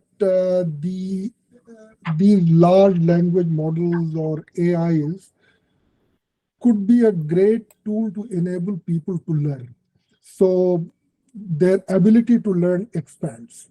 Most of the fear emanates from the fact that they are likely to misuse and produce AI-generated content as their own content. So this is related to the examination and evaluation aspect of any academic writing, be it the examination writing or be it the thesis writing. Thesis has come to us, or if a research paper has come for a review, to what extent it's written by. So do you think that we need to go for some drastic changes as far as the examination and evaluation are concerned, so that people could use this technology to the best of their abilities and still come up with a solution? And so the way we ask questions, do you have, I'm sure that you must have applied your mind to this dimension. Over to you. So, Furkan bhai, the challenge is not so much in worrying whether this gets misused. All systems that have to do with humans are forever being misused to some extent. Right? This has happened since the moment history began. And let's not get bogged down by that. My thing is that we of the academic fraternity or the scientific community or generally those who are involved in creative processes, they must come up with challenges that will challenge systems like GPT. And that will lead to all-around advantage. So, next time Tariq Bhai decides to organize something like this, I would say that in advance, you should circulate amongst research scholars and undergraduates and even school students to give us their personal experiences of what they do with artificial intelligence systems. And then you sift, and you could even announce a kind of reward for those that come up with good creative uses of that. And then they could come and talk to us about this, and there would be much we would gain in terms of what are the challenges we could pose as challenges for GPT-4. And that, I think, will take us forward. And I honestly, let me just say that it is up to us how we use it. I repeat this all the time. This business of drug discovery, they just completed this work. I'm forgetting the details. But GPT-4 completed that in no time, and humans were struggling with it for a long time. This business of some kind of drug discovery, it's bothering me now that I can't remember the details, but this is a fact. And I learned it from the director of the Indian Institute of Science, Bangalore. I was with him just a few days ago. And he told me that it just completed that in no time. And humans have been struggling for. So it does creative things. Make no mistake. Make no mistake. It's the way you put it to use. It's creative in many, many ways. For instance, GPT-4 now writes code in no time, which is pretty accurate. People like me, at least, who don't know how to write code in Python, stuff like that, now can get GPT-4 to write code just like that. And writing code is also a creative process. You need to be logical. You need to have the right algorithmic processes, stuff like that. So I really believe that this is an opportunity. you could call it a double-edged sword. I don't even think it is a double-edged sword. Let's just look upon it as an opportunity. Artificial intelligence has been around for a long time. As I told you, 86 is when I first saw graffiti. But then there are so many other uses. When you use Google Maps as artificial intelligence, and it does thinking, it is creative. The moment you get stuck in a route, it gives you two alternative routes. That's being creative. For us as humans to figure out which is a better route if one route is jammed will take us eternity. How will we know where the traffic is? How will we know which traffic is moving faster or slower? But this tool does it, and that's also creative. And my point is, much as we discuss, we have to flow with the tide of the younger minds, the undergraduates, the school students, and maybe even research scholars. I'm not too sure about how much research scholars are really sort of getting a grip on this. There must be some. There's, at every level you will find people, but that's where our focus should lie, Furkan bhai. And India needs to wake up to this challenge. And there's one other thing I forgot to mention in my talk, that quantum computing is around the corner. It's almost done. And India has a long way to go when it comes to quantum computing. Right now, the government has set up a task force with a budget of 5,000 crores or something like that. The budget that they use in quantum computing and artificial intelligence in the entire US ecosystem is comparable to probably our annual budget. So we need to sort of and why should we always ask government? It is for us, entities of civil society, we should all rise to this task. Once that happens, artificial intelligence, as I understand it, will take off like anything. It will have a completely different orbit. And so the sooner we wake up to all these things, the better for us. And seminars like this will go a long way in creating this awareness. Our messages must percolate to the younger people. That's all I wanted to say, Furkan bhai. Thank you very much. Thank you very much. I think this input was extremely necessary to supplement what you had earlier said and clarifying on a number of other issues. So now we are going second round to the panel, and I think this time in about 2 minutes, because I think that we have to close by around 1. So Dr. Srikumar, Yeah. I'll again pose the same question. The challenge that this artificial intelligence presently posing in academic writing is the evaluation part of it. Are there any mechanisms which are being talked about that machine could evaluate what is being produced by human, either by themselves or using artificial languages? Or we need to change the way we evaluate our student researcher or review the research processes? Or any other thing that comes to your mind? Yeah. So, sir, taking a cue from what you have mentioned earlier, these new technologies, this generative AI is actually, once it has ever emerged, a lot of IT giants, because you saw, rather than the reaction or the proactive responses coming from the academic or the scientific community, you found IT giants have been, Opposing them, yeah. So competing to find or to bring in more such, technologies or products.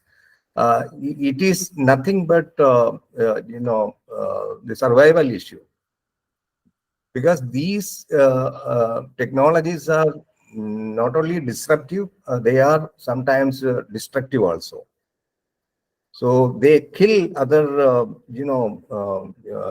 products or other, industry also, in case it is not being met properly. So that may be one of the reasons why all these other IT giants, like even Apple, is now working on that. Google is very much working on that. So many other technology giants will start working on this, because it is inevitable if they want to survive. There are no other options. So as of my knowledge, similarity checking or checking, on the assessment or quality analysis of all these, generative AI generated text or even illustrations for that matter is not very much available at the moment. Maybe they are in the making. So we may have to wait for a little more time to see that. But I'm sure, these will emerge. These have to emerge because, science as well as communication in science is always progressive. And so is the case with the technology that is being, adopted and embraced by these communities. You can't stop it. So, but what I have learned, I have been listening so far, why this is more important for countries like India, which are non-native English language countries. It benefits the authors and writers substantially. So it can help the authors, especially as Rama was mentioning, the beginners. It can help amazingly, because beginners don't have a clue as to write a hypothesis or write a very interesting title for an article.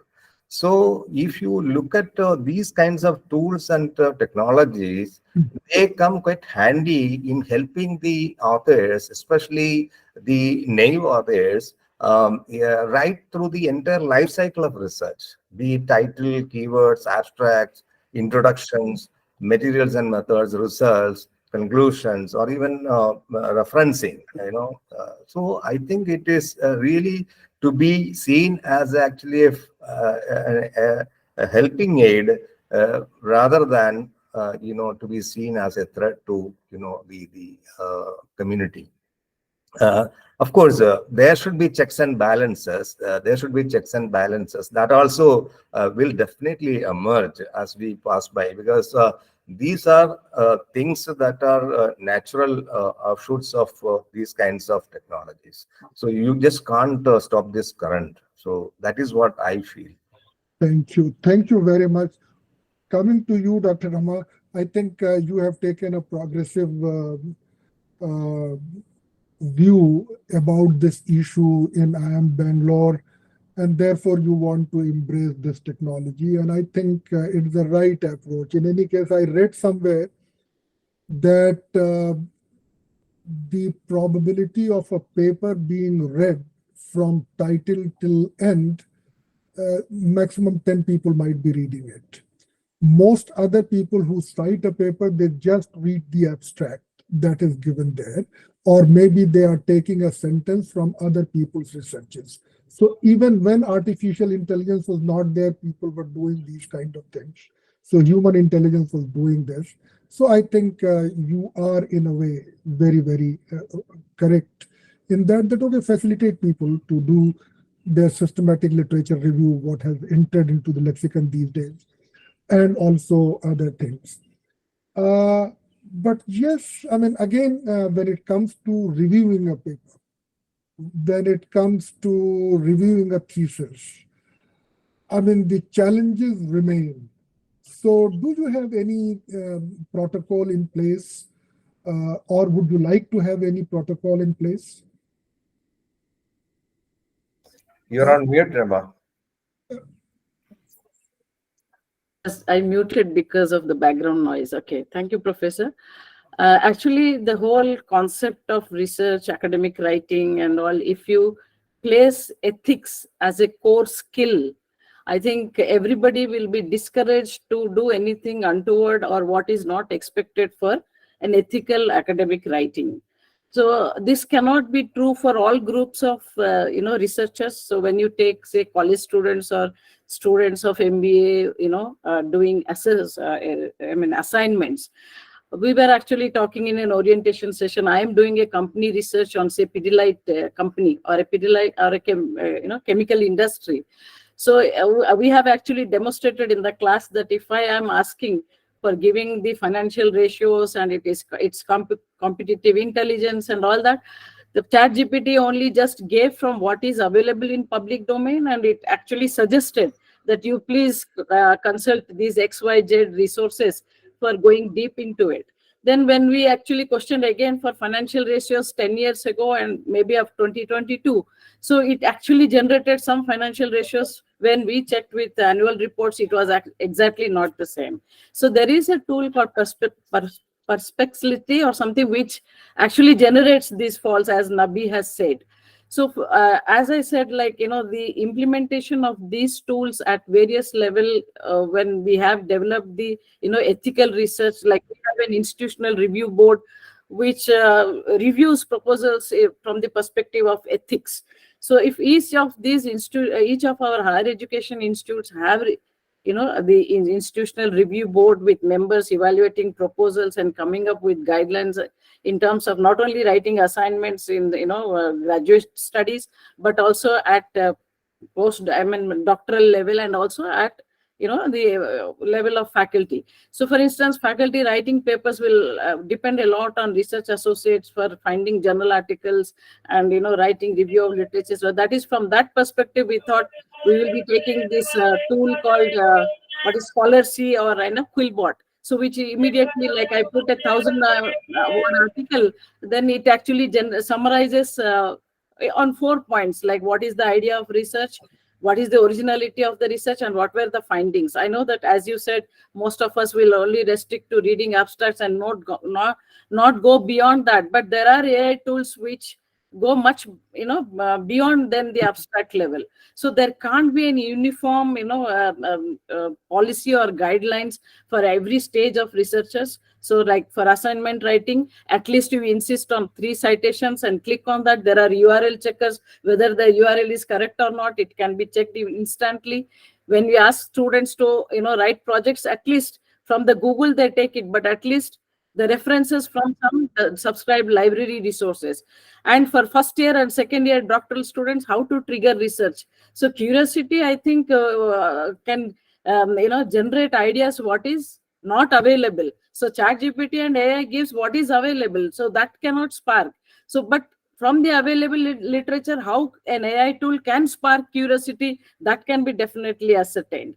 And as far as the writing of references and all are concerned, I think that can be a lateral part of it.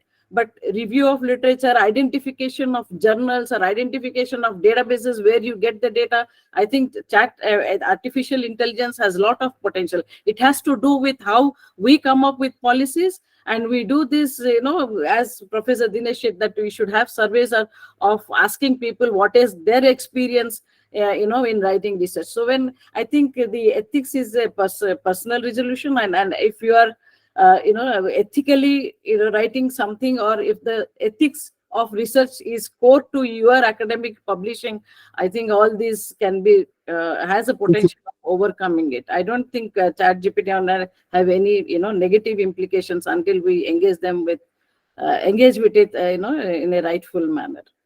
Thank you. Thank you, Dr. Rama Patnaik.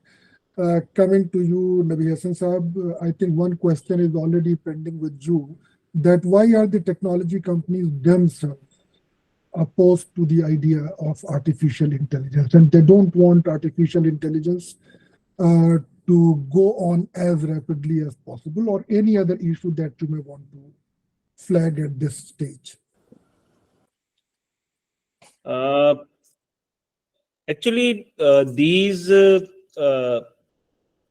IT company people, I think it is important to note that the reasons are universal, and like ICT people may be fearing for many reasons,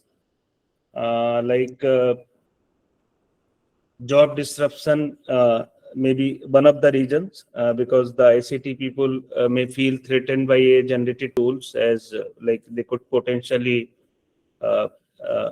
think that they may lose jobs, or the AI-generated tools may prepare better reports, or may summarize better summaries for the work they are devoting whole of their time. Then another reason could be lack of control, like ICT professor who work directly with like AI technology may be more aware of the like potential risk and limitations, and also many of the plagiarism support to like Turnitin. So I'm also checking with the Turnitin while I'm reviewing the paper for journals.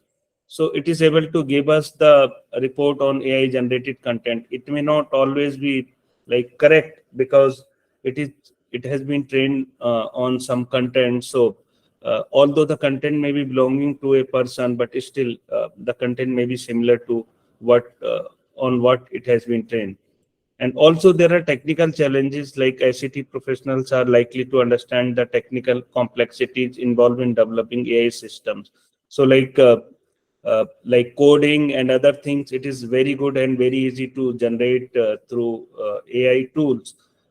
And like these people may fear that if these AI generated tools are able to like generate codes for the website or for the other purposes, what will be the fate of their like jobs.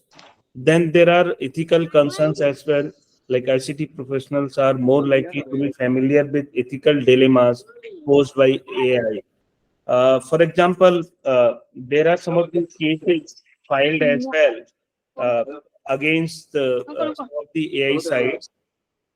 Please, those who are not speaking may mute themselves, or the admin may mute. For example, the author and the comedian Sarah Silverman, she has filed a case against OpenAI and Meta uh, for for alleged copyright infringement. The lawsuit claimed that the company's artificial intelligence models use their work in the training data without permission. So, in the legal sphere, one of the main points of discussion are questions of copyright when it comes to images, text, other forms of. These technical guys understand that if these text, images, or other codes are easy generated by these AI tools, and if they are taking the help from these, they may be caught as well. And also there is a fear of dependency as well, like there may not be much requirement of these techies. And then there is a industry competition at best as well, like adoption of AI generated tool might disrupt the ICT industry. And on the other hand, when we talk about our academic people, so I think we are smart enough to like understand, like our professors, although they may not be checking the content written by their research scholar or their student by Turnitin or any other similarity software, maybe Drillbit, but they understand the nature of their student, the quality of their student, and on the basis of the content the student is bringing to them, they are able to easily understand and I mean able to make a decision that these contents may not be belonging to their students. So I think the academics people are really making use of fruitful use of these things. As I have already shared in my opening remarks, the faculty members are also willing to use here in IIT Delhi these tools because they save a lot of time. But it is just a matter of using it and misusing it. So like IIT Delhi is also subscribing to Grammarly, which is also helping in paraphrasing or in language correction. So our students are coming from village background, they are coming from different reservation systems. They somehow got the admissions in IIT Delhi, but they are not belonging to good public school or something like that. So I think there is no harm using these tools, uh, supporting or correcting their English or correcting their sentences. So I think this is how the academics are not fearing that much, comparing what the techies are fearing. Yes. So Thank thank you, Dr. Nabi Hassan Saab. You see, even earlier when there were no AI and no language correction tools, many international journals require those people who were contributing to their journals and were non-native speakers to get this reviewed and corrected by a native speaker language. Many people had to give co-authorship or some authorship to somebody simply because they needed their language input. So thank you very much. So Mr. Jana, coming to you, what is your take after listening to all of these people? I'm sure that you are still hopeful about the technology, its possibilities, and Yes, your sir. abilities to ensure that it is less misused. Yes, sir. After listening to these words from the experts, I understand that most of them are interested to allow students to use AI tools in their academics and make it useful for their maybe English writing or corrections of the documents. But it should be ethical way to we use the tools. But even though if some student, not everyone maybe follow the guidelines or the regulations of the institutions, they may try to misuse the applications. Being a technology companies, we are also working aggressively and improving the accuracy of the AI detections. Even Drillbit also is launched a similar AI detection model, which is more than accuracy is more than 90%. Even though students try to use AI content in their documents, plagiarism software will be able to detect and say that, okay, this is the human text and this is the AI tool text. But we see some false positive, as I mentioned, but we are improving the accuracy part where even though students are not copied, software should not say that it is from AI tools. So that is the drawback as of now of the any plagiarism detection tool using the AI model.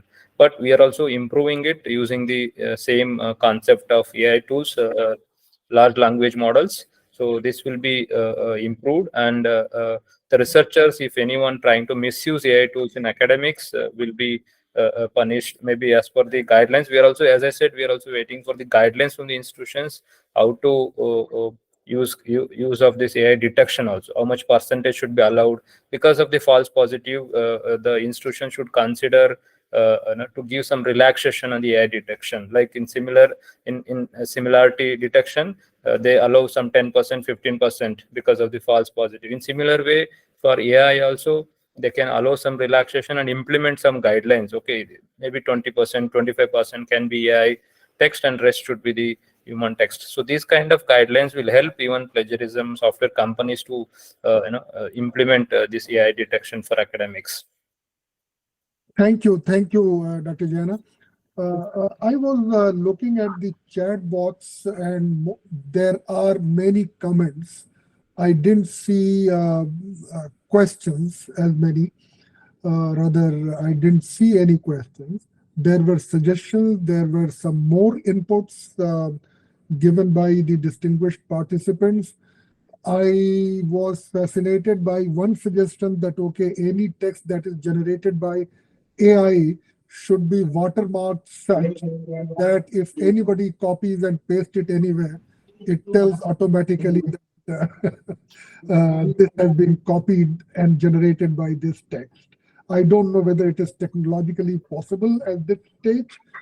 So would you, Kailashji and Tariq Saab, should I summarize and close it here, or should we formally open the floor for question? It is already 1:13. Stanika Malik, can you please mute yourself? You're causing disturbance. So my suggestion would be to, close the session here because it's already late. So Okay. I think that is better. And of course, people can still, they have the link, they can always send questions and we will answer them later. Yeah. Oh, thank you very much. Before you conclude, sir. So thank you very much. I think we had very, very thought-provoking discussions. And as the comment in the chat box suggests that nearly everyone liked the inaugural address by Dinesh Singh. There were so many claps and there are so many words of appreciation. He is not here, but I think one of us would communicate this to him, that his lecture, his speech, his talk was very much appreciated. People also appreciated the expertise of the panel and the kind of discussions that we had. And I think every time we begin a panel discussion, we initially think that how are we going to spend time? How are we going to say so many things in so much time? But then at the end, we realized that time was still much less than should have been at our disposal.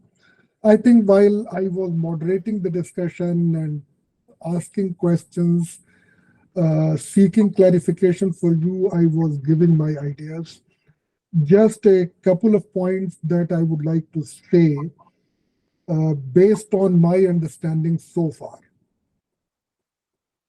Professor Dinesh Singh in his lecture said that the GPT-4 even hallucinates, meaning it sometimes goes on guessing and giving any kind of answer. I would just like to add to this that quite often it also appears to be less confident as of now. Say, for example, if you give it some data and ask it to develop a model and to predict. I tried it just on one thing, that gave it 10 years data on higher education enrollment, gave it the data on the CAGR at which the enrollment is increasing, gave them the target which the NEP is presenting. And I posed the question that how much time do you think it will take to reach that gross enrollment ratio goal of 50% with this CAGR in the enrollment?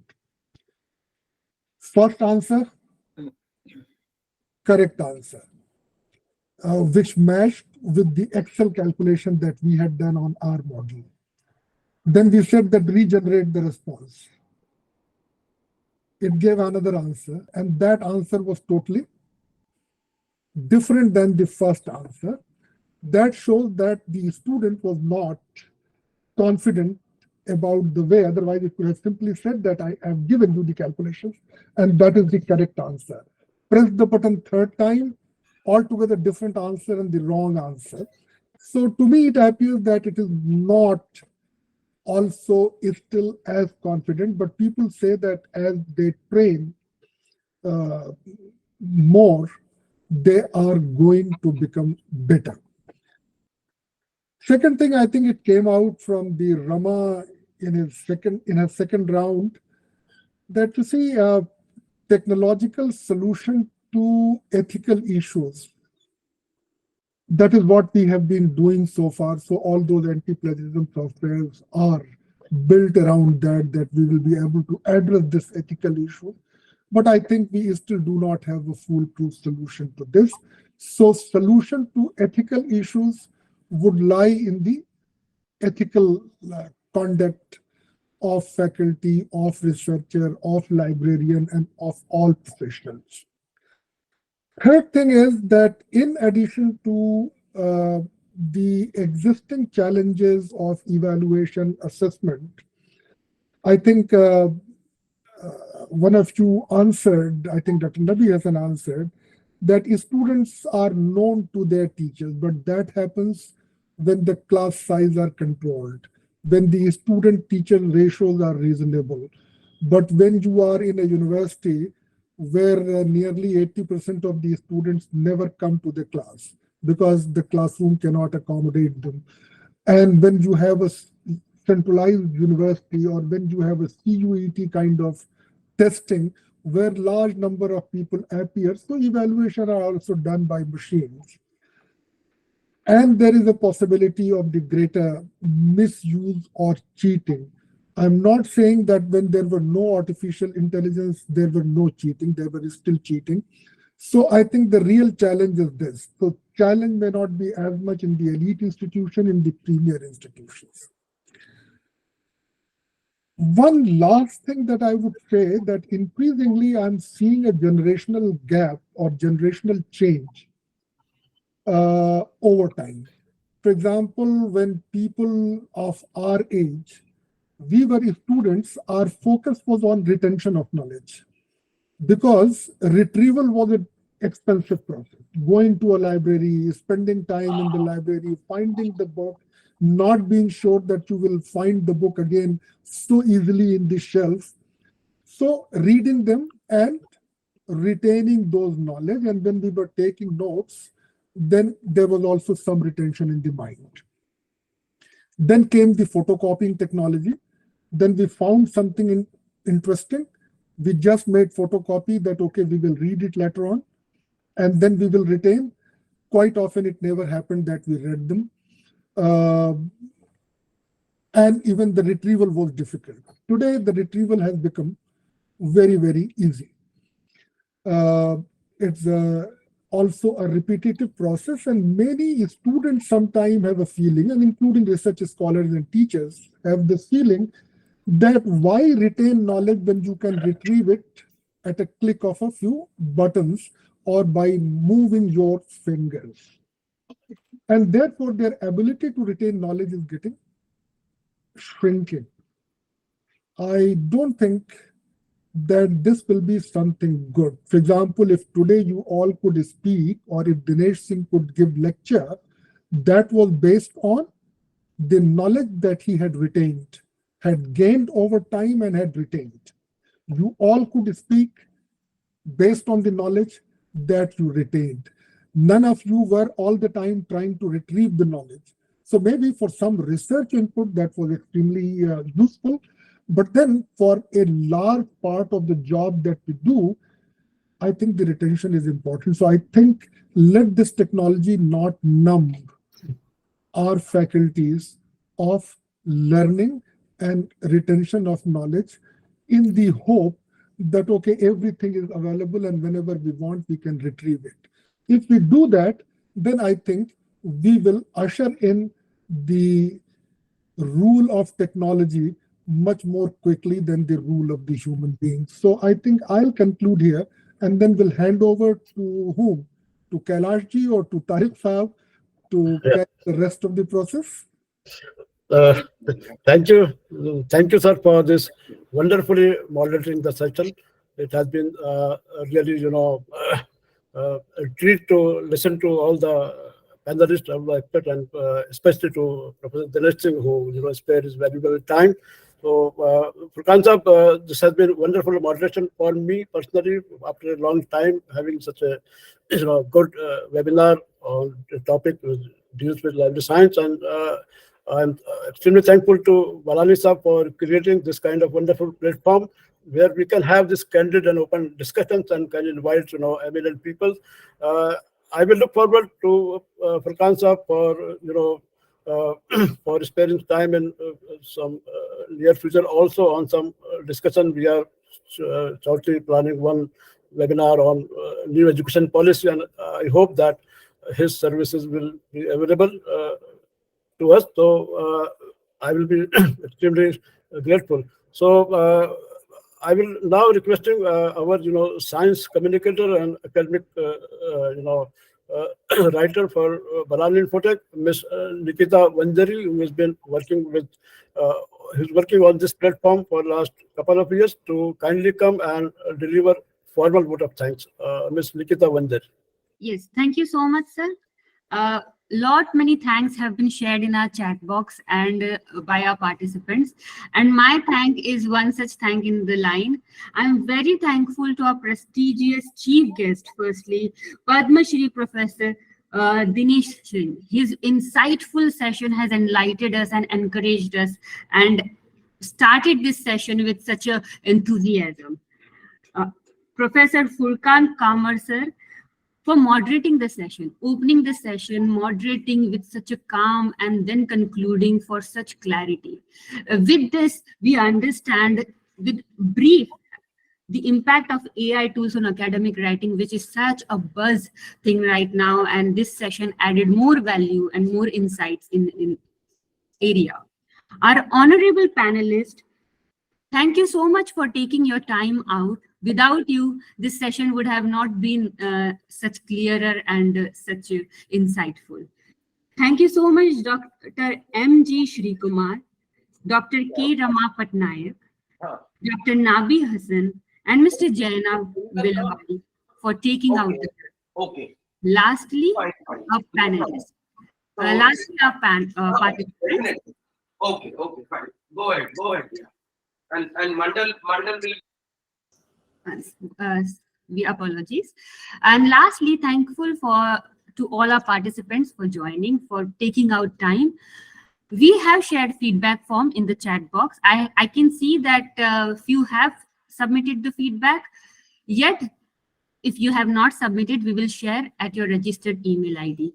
Again, we have received many requests for the recording.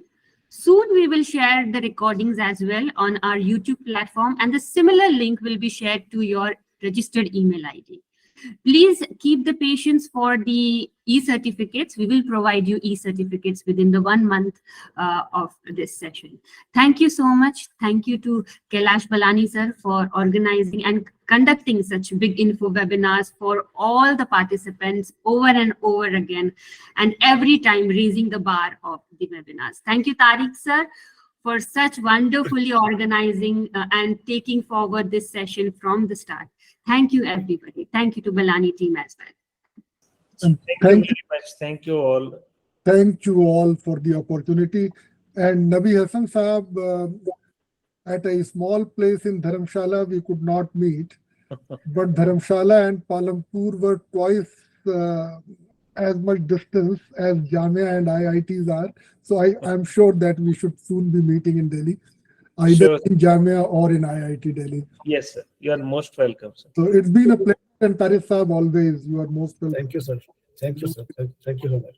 Looking forward to many such opportunities. Thank you very much. Thank you very much. Kumarji and Thank Rama. you. Honored. Thank Yeah, you, sir. Thank you. Thank you so much.